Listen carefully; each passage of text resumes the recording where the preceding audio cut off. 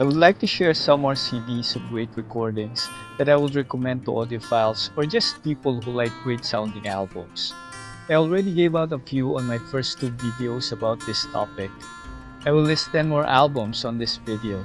I tried to mix up the genres so that there is something here for most people.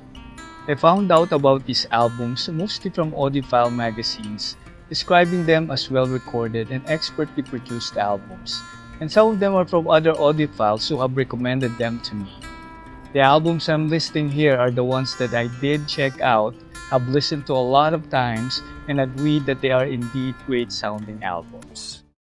First on my list is The Girl in the Other Room by Diana Krall.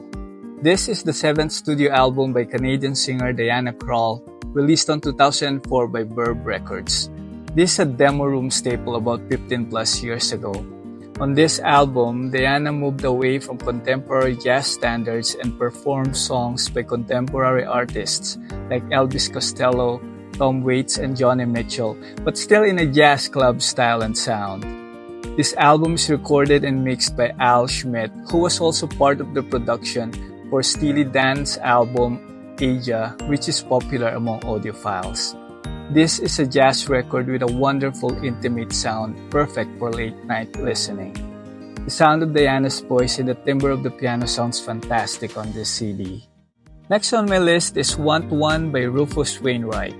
This is the 3rd studio album by the Canadian-American singer-songwriter Rufus Wainwright, released through DreamWorks Record on September 2003. Rufus Wainwright is a fantastic songwriter known for writing songs fit for rock operas and are lush ballads with complex arrangements. Marius De Vries, who produced the soundtrack for the movie La La Land, produced this album. It's a bit hard to describe the sound of this album. The songs are confessional but performed like a rock opera. This record has full orchestra and richly textured sound driven by Rufus' piano playing. This sound seems cinematic or like a soundtrack for a Broadway show. This album contains some really catchy songs, and Rufus has an amazing voice that is captured perfectly on this recording. The melodies makes me think of Beatles and Beach Boys.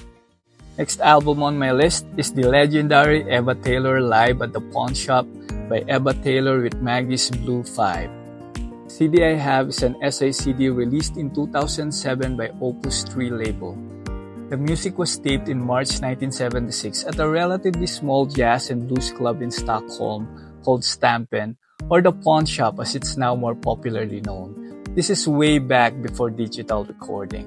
It features the performance of 81-year-old at that time, Eva Taylor, who was among jazz giants 5 decades earlier. She was accompanied by Maggie's Blues 5, which were made up of talented Swedish musicians.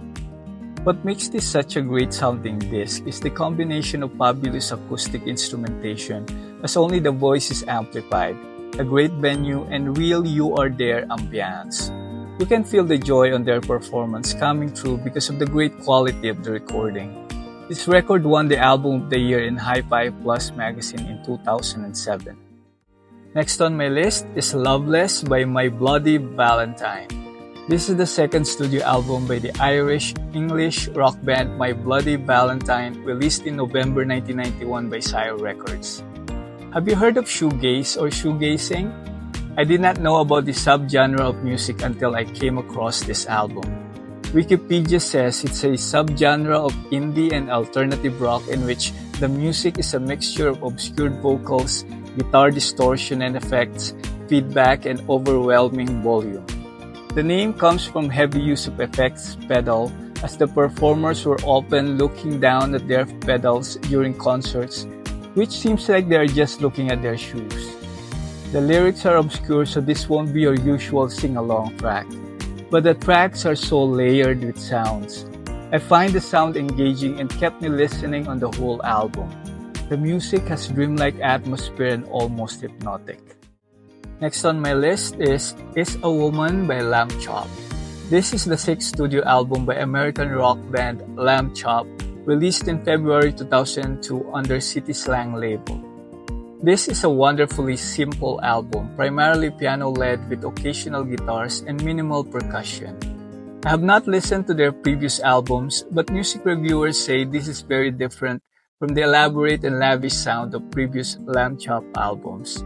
Music reviewers also say lambchop has been combining everything from country music to soul, lounge, rock, electronics, and jazz, very often within one song at the same time. And I heard that on this album and I love it. The band's frontman, Kurt Wagner, has an incredible voice and is always at the center of things.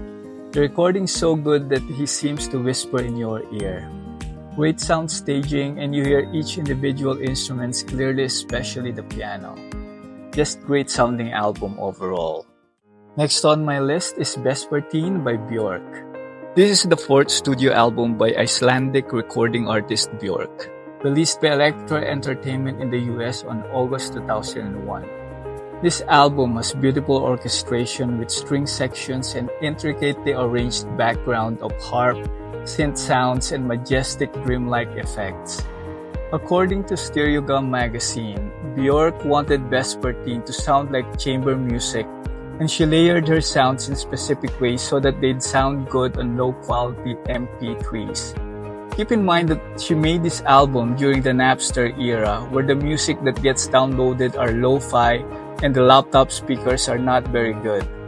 Bjork kept that in mind, working only with sounds and instruments that wouldn't lose their power even if the bit rate was low. A lot of people say that Vespertine might be Bjork's ultimate headphones record. To me, that's the reason it sounds so good in a good sound system. Next on my list of best hi-fi albums is Famous Blue Raincoat by Jennifer Warnes. This is the sixth studio album by the American singer Jennifer Warnes, released by Cypress Records in November 1986. This album is a collection of songs written by Leonard Cohen. The CD I have is a 20th anniversary 24-karat gold edition released in 2007 by Impex Records. The tracks are remastered and album is expanded with more previously unreleased tracks and have a 24-page booklet that have a very good print quality and material. The information and insight presented on the booklet about both Leonard Cohen and Jennifer Warnes and the recording really enhances the experience of owning and listening to this CD. I have not listened to the original release so I can't compare, but this remastered version is very well done. There is very good transparency and big sound stage. Saxophone, guitar, and most importantly, Jennifer's voice sounds tonally correct. The sound of snare drum on Bird on a Wire is heard clearly. The sound of the piano on Song of Bernadette is fantastic. And Jennifer's rendition of First We Take Manhattan sounds terrific on this CD. Next on my list is Kid A by Radiohead. This is the fourth studio album by English rock band Radiohead released on October 2000 by Parlophone. This is one of those albums that is hard to categorize the genre. Radiohead combined electronic instruments and string arrangement to produce atmospheric melodies. They also used synthesizers and drum machines. Music writers say that tracks were influenced by ambient electronic artists like Aphex Twin. This album has dynamic and rich sound. The vocals and highs sound crisp. There is tenderness and melancholy to the sound on the tracks. It is easy to get lost in the instrumentals. I just recently bought Radiohead's earlier album, OK Computer, in vinyl. I would say these are two very different musical styles, and I like Kid A more. This album just sounds fantastic to me. Next on my list is the Alman Brothers at Fillmore East.